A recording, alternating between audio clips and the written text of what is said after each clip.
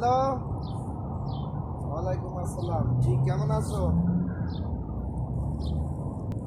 ওই ঘটনা হয়েছে, এখন ওই জমির দাম কত ওইটা দেখ।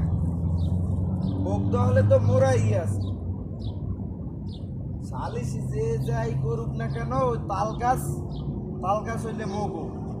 যাই হোক, এখন জমি হইলে মোরা, বৌদ্ধ হলে এখন দাম কত জিজ্ঞা। যদি মনে করো 30 লাখ হয়, 15 লাখ তো দেবেই। আর দাম 15 লাখ না হইলেও লাস্ট পর্যায়ে মামলা মকর তো যাই করুক না কেন, ভোগ দল কিন্তু মগো, ঠিক আছে। 5 লাখ তো পাবোই, আর কিছু পাই আর না পাই দেখ, অসুবিধা নাই, ঠিক আছে। সালিশি যে যা করুক ওটা কোনো বিষয় না। পয়েন্টে আসবি, পয়েন্টে গিয়ে দেখবি যে ভোক্ত হলে কারা আছে, তাহলে ভোক্ত হলে মোরা আছি। আর ভোক্ত হলে মোরা থাকলে মুখো এত তাড়াতাড়ি উড়াইয়া দিতে পারবে না, ঠিক আছে।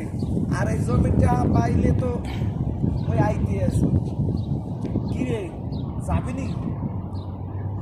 হয় ওটা পাইলে তো যাবো আনে, তো ঘুরিয়ে কক্সবাজার দিয়া ঘুরিয়ে আমো আনে, ঠিক আছে।